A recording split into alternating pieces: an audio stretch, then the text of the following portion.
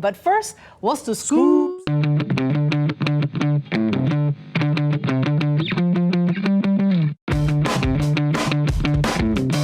All right, welcome back to our Ohana and our hale over here. We got scholar and author, Dr. Keanu Sai. Aloha, Dr. Sai, how are you? Good. Wow, he brought his A game with his Manaola shirt over there. He looks good. He's looking good. It is Mahina, Olelo, Hawai'i. That's why. It is Hawaiian Language Month, which sounds pretty cool. Like, wow, we go a whole month, we'll celebrate. But Dr. Sai, back in the day, it wasn't just confined to a month. It was the language of our nation, right?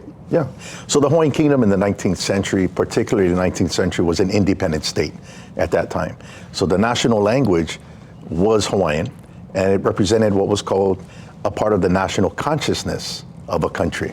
Wow. So who spoke it? Everybody. So it'll be like in Spain, right?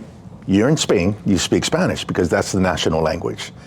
So when you were in Hawaii, spoke Hawaiian. Right. You know, my mama was a native speaker of Olelo Ni'iho, and she would speak it with my grandparents, she'd speak it with her cousins, and I really loved just hearing them speak the language, even though I had no idea what they were saying, right? I wasn't raised up speaking it. And, you know, at that time, you know, the only time I ever heard full conversations, just full conversations of Olelo Hawai'i or Olelo Ni'iho was in my home, or, you know, at family gatherings, or in a classroom. But that wasn't the case back then, right? Before, it was everywhere. I mean, even professions spoke it. True? Right. Yeah, the newspapers, many newspapers in the 19th century, continuing to the 20th century in Hawaiian. So that was the means of communicating, right? But Native Hawaiians or Hawaiian subjects were also bilingual, English as well. But the Hawaiian language was the national language. I like that, and you know, because we have like the backyard, the Vala'au talk story, like and how Lina girl just said in the house, at the luau, the party, but it was spoken. You had different levels of Hawaiian language. Talk about that for a little bit, Dr. Sai. Sure. So, like in any language, like even in English language in America, you have conversational language. You have different forms of language depending where you're living, right? But you also have a legal language, a very high level language, like let's say you go to the University of Hawaii and you're taking classes, you're getting into some high level talks. It's all in English, right? Postmodernity and all this stuff, okay? So the Hawaiian Kingdom was the same way. And you had what is called conversational, you had very legal, and you had high level language. And we are only now scratching the surface of that, right? Because initially we were trying to bring the language back.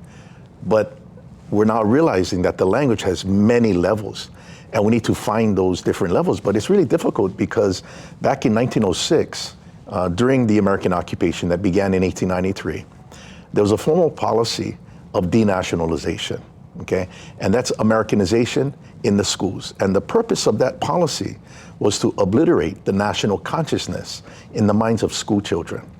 So school children, being my tutu's generation, 1906, we're going to school, forced to speak only English, only learn American history and American ideals, and that Hawaii is a part of the United States.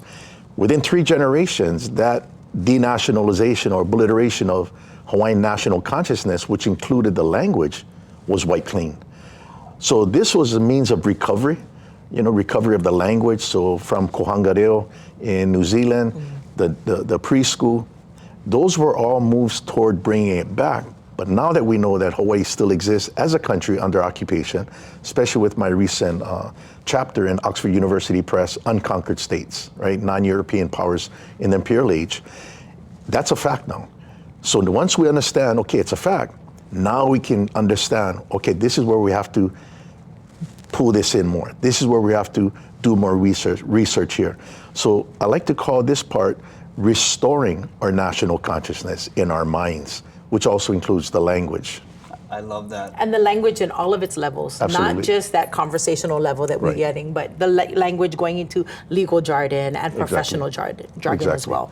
I love the fact that our kupuna were so smart, so brilliant that they just kind of enshrined all of this in our newspapers, and we're so fortunate that we have that as a resource, and we have the people that are scouring and kind of going over those newspapers to discover, as you said, the different levels and scratching more than just the surface. So let me kind of just touch shortly on that. Okay, so the language that was written in newspapers was very formal, right? But because of our recovery of that of Hawaiian language now, Dr. Keanu Smith, right? He did his doctoral dissertation on that, and he made the point that we're not really speaking conversational language, but rather we are speaking like we're reading from a Hawaiian language newspaper. Gotcha. Like, I came here before I could go there, as opposed to, yeah, I came here. Like, that's a conversational type.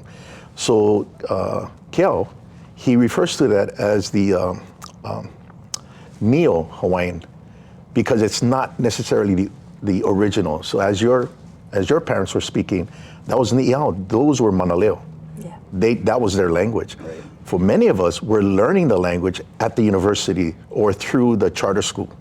So there's some things that have to be made there as well, which is not even touching the levels of the language, the legal language, you know, those issues that was taken up in the courts, because they had issues of language between the English and the Hawaiian in the courts themselves that they had to resolve. Wow, learning so much. You know, we actually asked Dr. Sai to join us tomorrow, and we are so grateful to the kia'i that fought to keep our Olelo Hawai'i alive. So, Dr. Sai, we look forward to seeing you back here tomorrow on our couch in our hale. And right now, we got to send things over to our Leui Kaholokula.